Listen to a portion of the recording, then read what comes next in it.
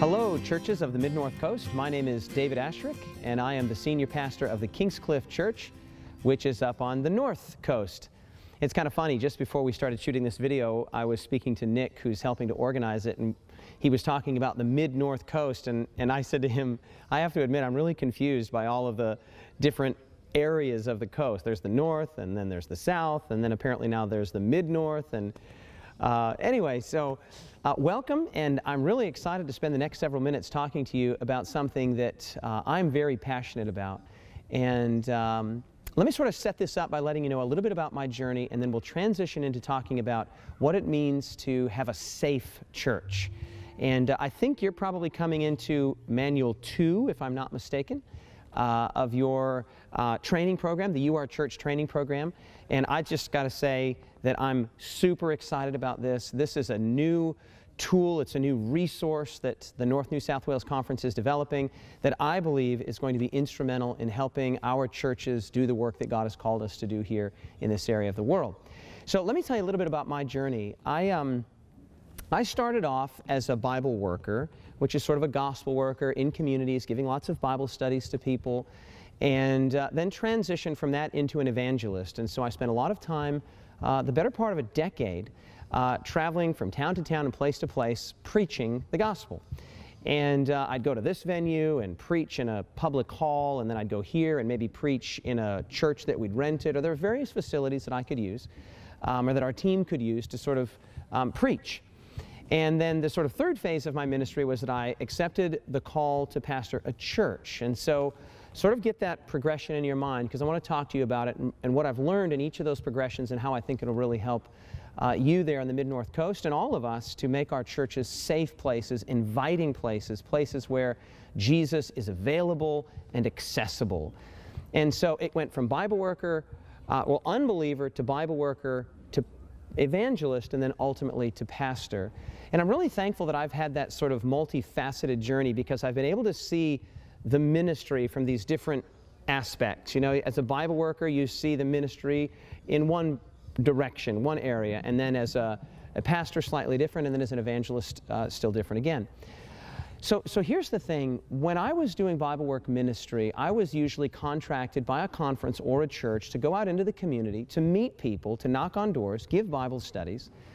And then the hope is that after maybe 1, 2, 3, 5, 10, or 20 Bible studies, we would have developed a rapport with the people. They would have loved what they were learning in the text of Scripture, and then we would invite them to church.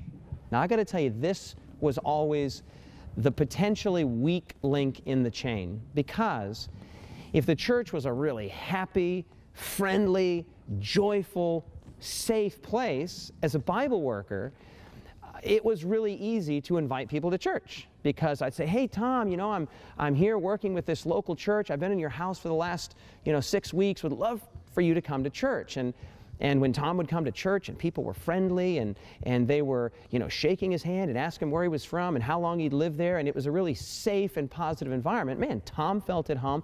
I felt good, and it was a win-win-win all around. The kingdom of God was being furthered, and it was happening through the local church.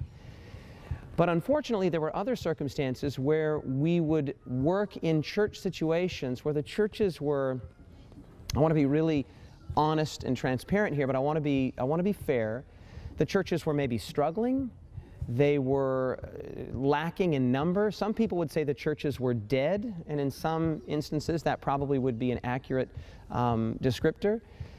And when I would invite, say, Tom to a church like that, or whoever I'd been giving the Bible studies to, say Mary or whatever, and I was usually a part of a team, so we'd be inviting people in, and they come in and there's no invitation, there's no warmth. The people sit in their locations, and you even hear the stories of these really difficult situations where the visitor sits in a place that happened to belong to, this is my place, and they're actually asked to move or to scoot over when there's lots of other places to sit. And that was always a tricky thing, because here, the person that I was giving the Bible study to was responding. They were loving the truth. They were believing in the great truths of Scripture. Perhaps they'd even accepted the Sabbath and had begun to keep the Sabbath. But then that crucial link from the truth to the new believer is the church. And when the church was safe and when the church was a place that was friendly and happy, it just made that transition so easy, and it put the person, the guest, at ease. When that wasn't the case, it was frankly terrifying as a Bible worker, because I was under pressure, an appropriate pressure, to get people to the meetings, whether from the pastor or from the conference or from the evangelist. And so it's like, hey, can you get people to this church? And half the time I just wanted to say, well, yeah, I can get people in the door, but I'm virtually certain, knowing what I've seen in the last several Sabbaths here at this church, that people are not going to stick around. The people aren't friendly, they're not warm, they're not welcoming. It's an unsafe place. Now let me just say a word about safety, because that's kind of what this whole video is on, and then I want to talk a little bit about being an evangelist and then a pastor, and then I want to give you some tips, some things that I think will be really helpful for you, some things that we're trying to incorporate up on the North Coast in the Kingscliff Church. When I talk about a safe environment, I'm not talking about that there's no water on the floor so that people won't slip, or that, you know, there's no nails sticking out somewhere, though I think those are all good ideas. You do want to have a physically safe environment. We don't want any accidents. But what I mean safe is, I mean socially safe, personally safe, spiritually safe. And let me just give a few, 4 instances that can make an otherwise potentially safe environment unsafe. And maybe the easiest one to pick on is our language. I've been a believer now for 17 years, a Seventh-day Adventist for 17 years. Maybe you've been a believer even longer, or maybe not that long. But something that happens in Christian circles and in Adventist circles is that we begin to adopt a certain vernacular, right? A certain language. And so we'll say things like, hey, brother, were you at Vespers? Now that makes sense to us. Were you at Vespers this week? I saw that you missed prayer meeting. We're reading through the Conflict of the Ages series. It's been a blessing to my soul. Now, for the vast majority of you watching this video, everything I just said there makes total sense, right? You get it. You know what the Conflict of the Ages series is. You know what Vespers is. You know what a blessing. You get it. But for people who come from outside of our culture, from outside of our community of faith, and from outside of our church, man, we're speaking another language. And this is one of the key things that we often do, one of the mistakes that we make in unwittingly, this isn't purposeful, we're not trying to make people feel uncomfortable, but we often do. We just speak a language, and we speak in such a way that people think, man, I don't even know what they're talking about. I don't belong here. I don't feel comfortable here. An example of how I would sometimes do this as a preacher, and if there's any preachers there watching, I want to encourage you to avoid this kind of a thing. We'll say things like, turn with me in the Bible to John chapter 4. It's a story we all know. Now let me ask you this question. What if somebody, a visitor, had come into your church that day for the first time, and they don't know the story of the woman at the well? They don't know John chapter 4. They don't even know that there's a book in the Bible called John. Immediately when they hear someone say from the front, turn to John chapter 4, a story we all know, the story of the woman at the well, how do they feel? They feel like, well, if everybody here knows this and I don't know this, then I must not belong here. And this is what I mean by unsafe.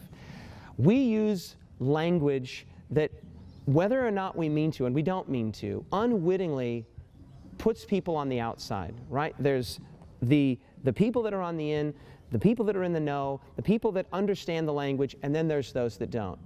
And that creates an unsafe environment. You might have heard the humorous story. I've told it before, and maybe you've heard somebody else tell it. I wasn't the originator of it, but it's a great story about a woman who was just freshly coming to the Seventh-day Adventist Church. And we have our, unique governmental structure in the Seventh-day Adventist Church, and those governmental structures have names. We have the local church, we have the conference, we have the union, the division, and then the general conference. And in this particular prayer meeting, this brand new Seventh-day Adventist lady was coming, and she went to a prayer meeting, and the saints were praying. And they knelt down and they prayed, and they said in the prayer, Lord, please be with the union. And she was like, yes, be with the union. Somebody was praying, and she was, be with the union. Yes, we want union. She's thinking unity. And then as the prayer went on, the brother or sister that was praying said, and Lord, please be with the division. And she's like, what? The what? Be with the union, be with the division? And it's kind of funny. But this is exactly the kind of cultural and in-house nomenclature that we use that just people don't know what we're talking about. Even when we stand up front and say, Happy Sabbath, right? Now that's somewhat accessible, but we say it in such a way that we often put people on the outside because it's an in-house language, it's an in-house vernacular, it's an in-house nomenclature And it creates potentially an unsafe and unwelcoming environment. And so one of the first things that I can sort of talk about here in terms of safety is think about your language. How are the things that you're saying sounding to people that don't know this language, that aren't familiar with this culture? And just a word on that. Just assume that there are visitors in your congregation every single Sabbath. Make that assumption. Don't think, well, if a visitor shows up, we'll modify how we conduct ourselves. No, no, no, no, no, no, no. Part of being a safe church is having a culture of safety, a culture of intentionality, so that every single Sabbath somebody comes in, we're not unnecessarily alienating them by our language, by the way that... Now let me talk about some other examples here, because I've just mentioned the language. Another really good example is just the way that we do church. For us, we sort of kneel when we pray, and we stand when we do this, and we fill out tithe envelopes, and everybody knows to sing the doxology, praise God from whom all blessings flow, or whatever. Think about the way that you're doing church. Are you doing church in such a way that if you have visitors or a visitor that Sabbath, that they are instantly unaware of what's happening and they feel uncomfortable? I've been in places where I was like, what do we do here? And when you don't know what to do, you begin to feel uncomfortable, and people don't return to places that they feel uncomfortable at. Okay, so it's not just the language, it's sort of the way that we do church. And I want to bring another one here. Recently at the big camp there at Stewart's Point in the North New South Wales Conference Big Camp, I talked about environments and the importance of creating environments that are conducive to social, spiritual, cultural connectivity. How do we create safe environments? And that's what we're talking about here.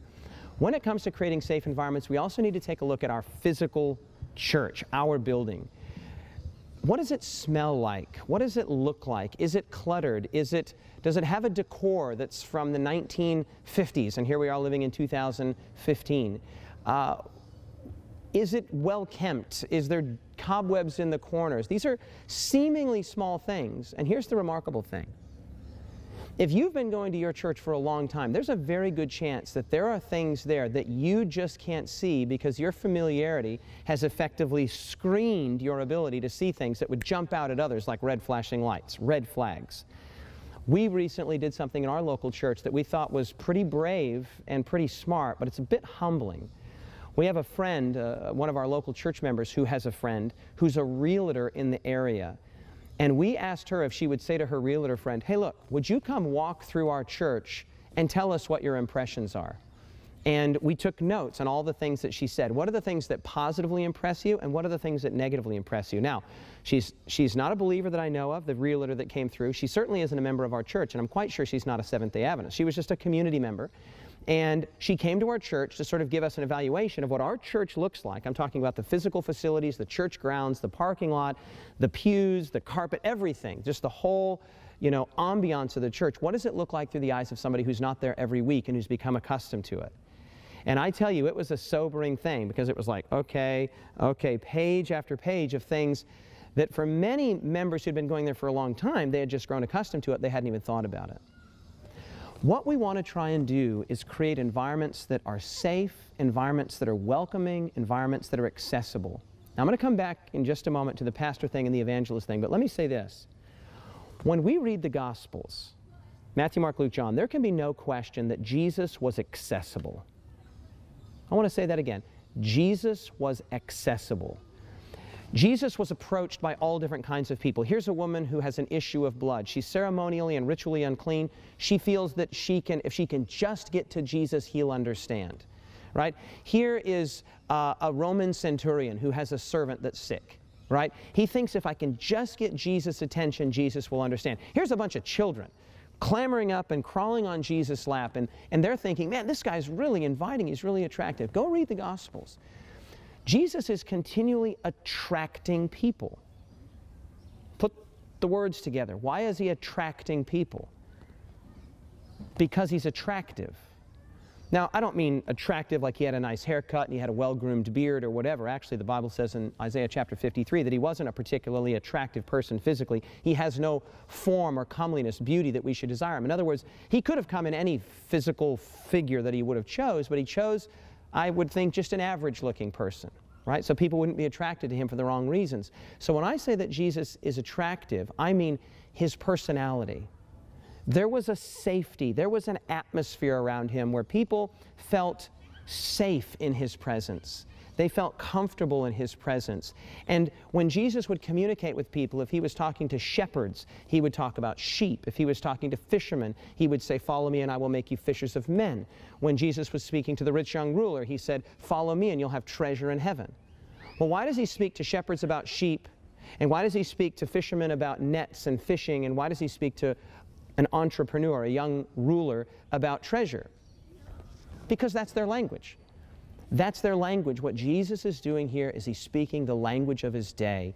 He's making himself and the truths that he was communicating accessible to the people. I want to read you a verse on that from 1 Corinthians chapter 9, verse 19. "For though I am free from all men, I have made myself a servant to all that I might win the more. To the Jews I became a Jew, that I might win the Jews. And to those that are under the law as under the law, that I might win those who are under the law. To those that are without the law as without the law, that I might win those who are without the law. To the weak I became as weak, that I might win the weak. I have become all things to all men, that I might by all means save some. And this I do for the sake of the gospel." This is unmistakable. Paul's methodology is, if I'm dealing with this kind of a person, I act like this. If I'm dealing with this kind of a person, I act like this. To the Jew, I act like a Jew. I use Jewish language, Jewish nomenclature, and we see this all through the book of Acts. When Paul would go into the synagogue, he would speak about Jewish things. Men of Israel, he'd start talking about Abraham and David and Moses. But when that same Paul would speak to the Athenian philosophers in Acts chapter 17, he wouldn't start talking about Moses and David and Abraham because these people meant nothing to them. He would start talking about the unknown God who you worship without knowing. He would start talking about God that doesn't dwell in temples made with hands. He spoke in more general language, language that was accessible to them. He said, as some of your own poets have said, right? I perceive that you are very religious. In each instance, like Jesus building a bridge. To fishermen, Jesus built a bridge, a linguistic bridge. I'll make you fishers of men. To shepherds, Jesus built a linguistic bridge. He was speaking their language. Jesus was accessible. And Paul says, I want to be accessible. Why? Because we're politicians and we're chameleons and we become anything to anybody? No, he says, for the gospel.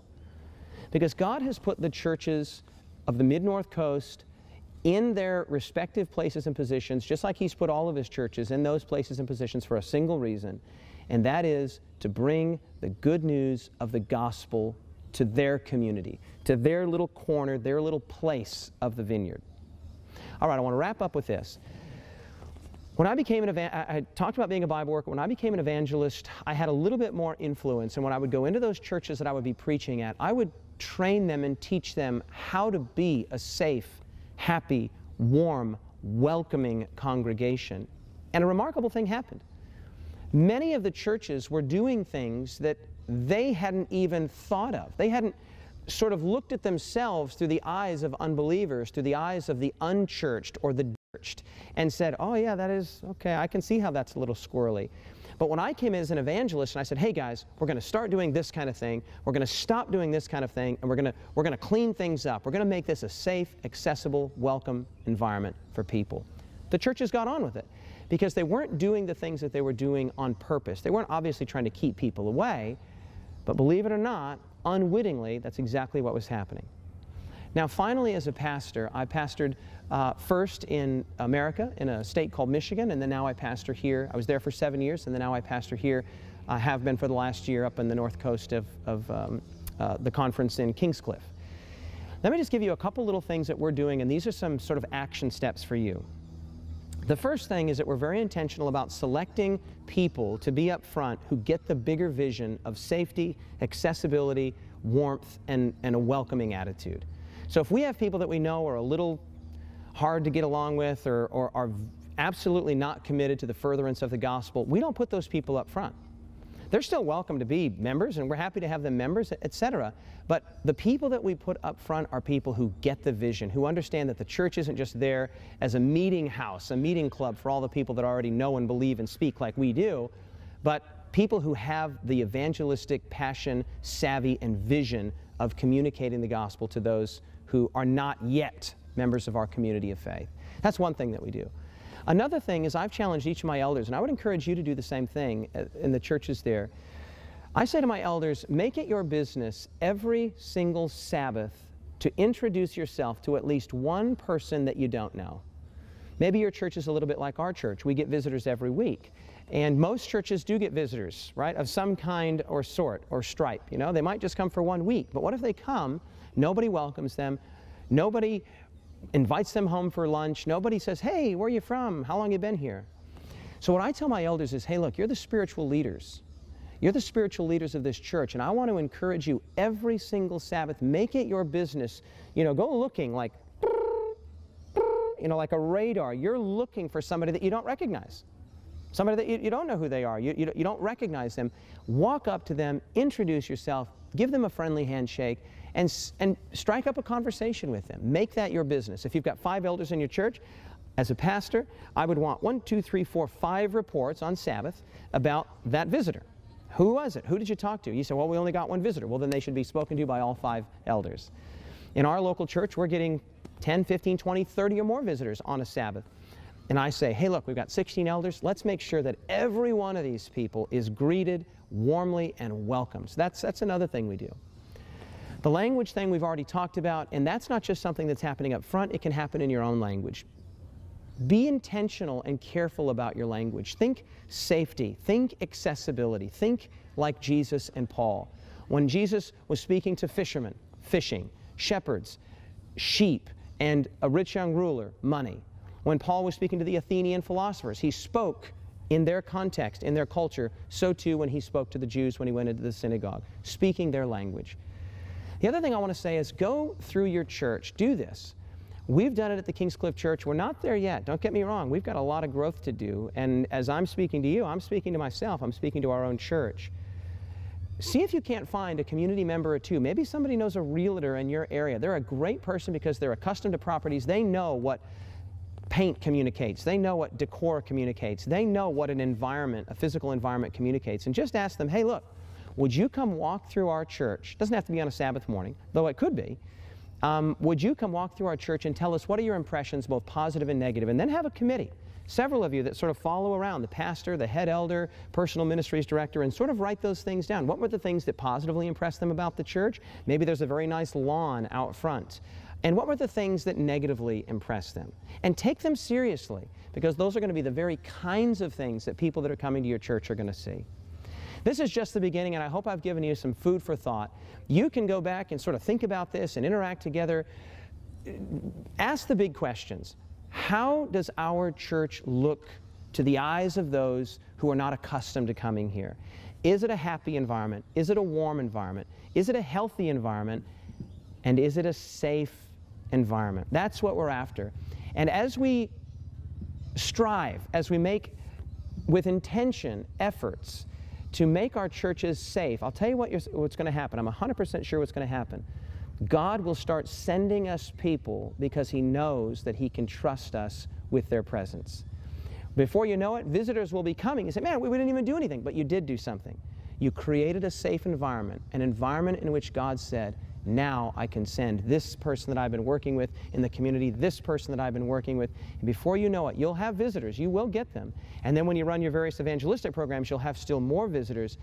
And your whole church will be energized by new faces, new blood, new opportunities for discipleship. This is just the beginning of a big process, a big, beautiful thing of bringing people from unbeliever to believer to mature believer to disciple and to minister. And it's a beautiful thing, and it's been a privilege just to spend these few moments with you. My name is David Asscherick. I'm the senior pastor at the Kingscliff Church, and I hope you will make your church, like we're trying to do, a safe church.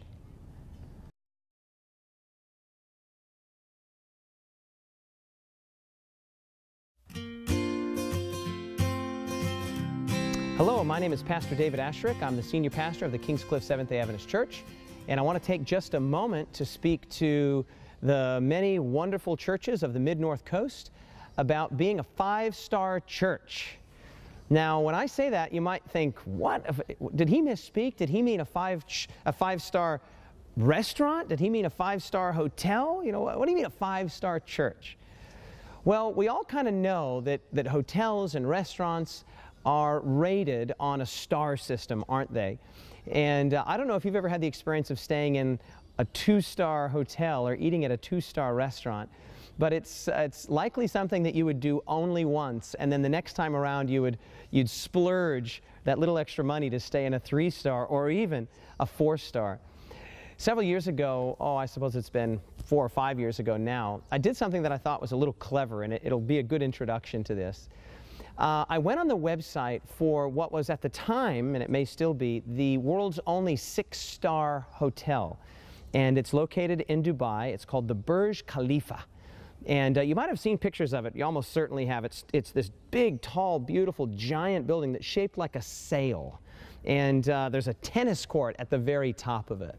And it's just this, I mean, just Google it sometime. Look it up if you haven't already. Well, I actually went to the website for the Burj Khalifa, and I said, you know what I'm going to do? I'm going to book myself in for some time there.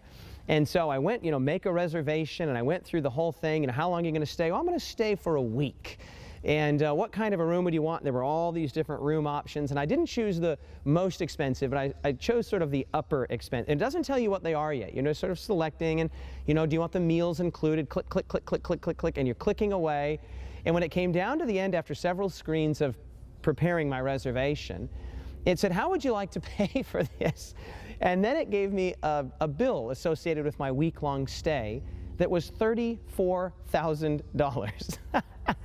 So we stayed for 2 weeks. I mean, at a price like that, you're not going to just let it get away. No, I'm kidding. We couldn't stay even a night. I was just talking to Neil Thompson here, and he was telling me that a friend of his went for lunch at this hotel, and the lunch cost a mere $2,000. Right? So you can just imagine. I've actually got a friend who's been there myself, and you can imagine what the service would be like in a place like that. I encourage you, go to the website and just poke around. It's amazing, the opulence there, the level of service. I think the cheapest room in the off-season is still something like $2,500 a night. It's really extraordinary. Well, for most of us, that's well outside of our budget, and it's just something that we could think about, maybe a novelty to stay a single night or something. But the vast majority of us are never going to stay in a place like that. Some of us have stayed in 4-star hotels, right? And even for me, that's great stuff. But what would a 5-star church look like, right? You kind of have a picture of a 5-star motel, and even I've described a little bit here of a 6-star motel. But what would a 5-star church look like? Well, let me give you a few ideas of what it might look like, and I'm not going to paint the whole picture here. I just want to give a few parameters here, just a few things to get you thinking.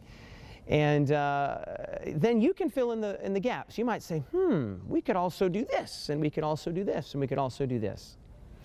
In order to sort of paint this picture of a 5-star church, let me talk to you about 3 different kinds of people that are going to come to your church, whether they're already there attending, but especially we're talking here about visitors, newcomers to your church, whether they're visitors from within your community or somebody that's coming from away to visit for a short time. We're especially interested in those people that are looking to find a place, a long-term faith community. Those people are coming to your church, whether you know it or not. Those people live in your neighborhoods, whether you know it or not. They are there. And if we provide a safe church, which we've talked about, and a 5-star church, remarkable things will start to happen. Well, let me tell you about these 3 groups. The first group is young mothers, and perhaps even especially young single mothers, needing support, maybe a child on this arm and pushing a pram and a toddler in tow. So you can just imagine that. You've seen that picture. I've seen that picture of my own wife, right? I got 2 little boys, and here she is, and a young mother, or just a mother in general, has special kinds of needs, doesn't she? Because she's not thinking only about herself, she's thinking about her children. Is this going to be a good fit for my children? In fact, most mothers, but also fathers, but most young mothers, when they come to a church, even if they themselves aren't too wild about the church, if they feel that it's a really good environment for their children and their children love it, they'll stick it out because they're thinking more from their children's perspective than from their own. So a 5-star church is going to know that. They're going to be aware of that sort of multifaceted need that a young mother would have, and they're going to meet that need. Now let me sort of paint the picture here. In a 2-star church, that young mother is going to walk up and they're going to say, somebody's going to greet them and say, hey, welcome to our church. We're glad you're here. The children's Sabbath schools are just down this hallway. And that's going to be the beginning and the end of what the greeters would do. That's a 2-star church. There is a friendliness there, but there's not a lot of helpfulness. Now, this is what a five-star church might look like. They've already noticed from perhaps in the parking lot, oh, here comes somebody, that's a car that we don't recognize, and oh, here's a mother who's coming out, she's got a child on her arm, she's pushing a pram, and she's got a toddler in tow, or maybe a 5-year-old in tow. When that mother walks up, there's going to be an immediate awareness on behalf of the greeter. Hey, look, this woman is going to be wanting to get her children into these Sabbath school programs. She might not even know what Sabbath school is, so be careful about saying Sabbath school. Say, hey, we have some wonderful children's programs here at our church. Would you like to hear more about them? Oh, yeah, you have children's programs. Great. Well, come with me and I'll tell you about what are the ages of your children? Oh, okay, well, this one, this one. Well, we have a cradle roll department, we have a beginners department, and maybe they even had someone that was ready, maybe she had somebody that was ready for primary.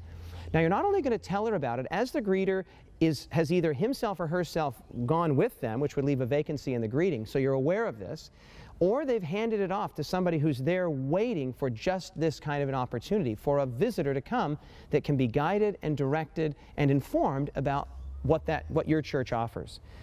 Now, they're not just going to get to the door and say, okay, here's the door, see you later. They're going to open the door. If the door is closed, they're going to go in, they're going to introduce the room. They're going to say, okay, so here we have this, and this is where the children do the singing, and then we'll have a little crafts table over here, and most importantly, you're going to introduce that mother to the caretaker or caretakers in that room, and introduce them in such a way that the mother will feel at ease. You could say something like, now this is Marge. She's been here taking care of our children in this church on and off for 10 years, and the children just love her. Your children will love it here as well. You see, now what you've done is you've not just said, hey, the Sabbath school rooms for the kids are down the hallway.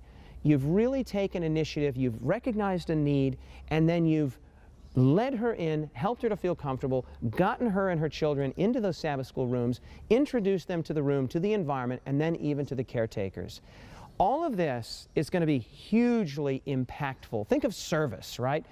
This is a heart for service. This isn't just, oh, here comes another visitor. Here comes another. No, this is a human. This is a person. This is someone for whom Jesus died, and this is someone that Jesus loves very much. And so you're there for service. You're thinking, hey, how can we be the biggest possible blessing to this young mother who's come to our church? Now, this is just sort of painting the beginnings of the picture. Maybe they didn't come to Sabbath school. Maybe it's for church. She showed up for church. Well, you're going to show her where the cry room is. If you notice that she has nappies in the pram and she has a child that's that age, you're going to say, okay, well, here's our diaper changing table and all of that kind of thing. Now, a five-star church would have even little, baskets or bags or something that are specially designed and refilled every Sabbath for young people up to about the age of 6 or 7 so that they can be, you know, plugged in and not distracted, and I tell you, that's going to speak volumes. You've probably heard the old saying that the way to a man's heart is through his stomach. Well, I'm telling you, the way to young parents and especially young mothers, the way to their heart is through their children. We've known this over and over. I've known this for years in our evangelistic programs, that if we provide great children's programs, the parents will keep coming back. If we have the heart for service and we provide 5-star service for the children, the parents will keep coming back. Let me talk to you about another group. Another group that's going to come is middle-aged men. And I don't know if you're aware, but we're in a bit of a crisis in Christianity and even in Seventh-day Adventism when it comes to men.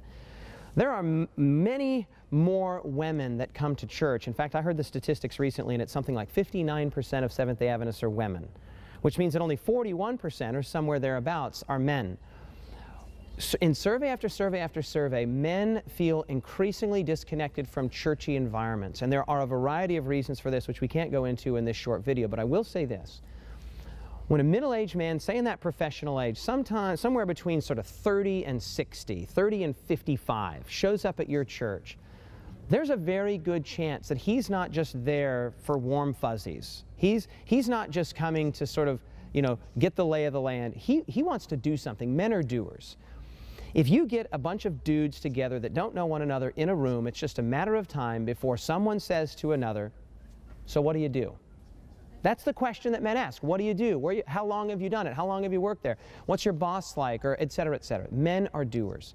And so when it comes to your church environment, what you want to do for men is you want to create a situation where they feel needed and where they feel challenged, right? Men, just our nature, when God put Adam in the garden, think about this. God made Adam out of the dirt.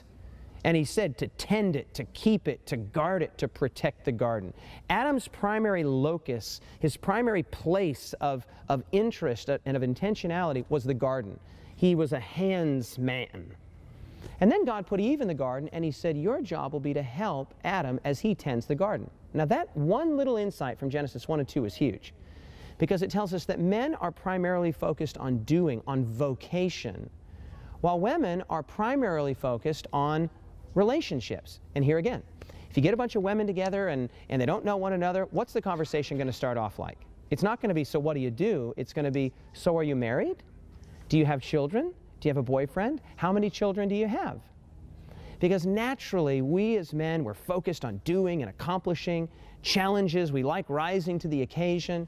And women are naturally very focused on relationships. They love to connect and be connected with. Now, that doesn't mean that men don't connect and that women don't love to do things. It doesn't mean that a woman can't have a career. But our natural inclination is often for men to do, to solve, to create, to solve a problem, to rise to the occasion, and to overcome perhaps some adversity. And you've got to scratch that. I read a book years ago. It's a good book. I recommend it. Not without reservation, with a little reservation. But it's a good book. It was called Wild at Heart. I think the guy's name was John Asscherick. I'm not sure that's his name, but it's something like that. John Eldridge. John Eldridge. Great little book. And it basically talked about what it means to be a man, what manliness is. It's also a really good book by Elizabeth Elliot, I think, called The Mark of a Man. These are two sort of good resources. There's lots of them out there that sort of steer you and give you an idea that what men need is they need to be challenged. So what would a two-star church look like for a middle-aged man that comes to your church? It would look very similar to the situation that we described earlier with the young mother. The young mother walks up, hey, the children's Sabbath school classes are down here. The middle-aged man walks up, hey, we have some adult Sabbath school classes at the front of the sanctuary. There's two classes, one at the front left and one at the back right. Welcome, right? That'd be it. That's sort of a two-star welcome. What would a five-star welcome look like? Man, it could be like, hey, so nice to meet you. Where are you from? What do you do? Particularly if it's a dude that's doing the greeting, he could be on the lookout for middle-aged men, and you could say, hey, we've got a men's group. And that's only going to work, of course, if you're running a men's group. We have a special Sabbath school class for men. You're going to be aware of that Sabbath school class. And here again, you're going to bring, you're going to introduce, and this is a key, because I can speak as a man, and men don't like to feel uncomfortable. They don't like to be in socially awkward or uncomfortable situations. And so you're going to have to really go out of your way to say, hey, look, let me introduce you to Rob. Rob's a great guy. He's been running our men's group for, you know, the last couple years, and he's just, he's really into his motorbikes or whatever it might be, whatever Rob might be. And you're just going to sort of introduce him. And when one man knows another man's name, and when one man knows what another man does, they can take it from there. A conversation will often naturally sort of spark up. But that greeter who has that heart of service, that five-star heart of service, or the pastor, whoever it is going to be looking at everybody that's coming and saying, hey, look, what do we offer as a church we can get this person plugged into, and how can we make them feel really, really welcome? What does five-star service look like? Now, the third and final group here, and this is a big one. In fact, at the Kingscliff Church that I pastor, we are right now in the midst of a comprehensive vision for this particular people group, and it might be the most important people group that you have to think about. And that's not because they're more important than young mothers or more important than middle-aged men. It's because they're the youth. And I'm talking 15 to 20, 21, 22. You say, why are they more important? Well, because they're the future of the church. And they're not just the future of the church, they're the present of the church, right? That 50-year-old man may not be around 30 years from now, but that 19-year-old boy, he's going to very likely be around. That 17-year-old girl, the question is are they going to be in church? And one of the ways that we can ensure that our young people are going to stay in church and they're going to be connected in church is that we create intentional programs for our young people. Now, there's no way that we could even begin to talk about what that looks like in a video that's like this, but I will tell you something we've learned.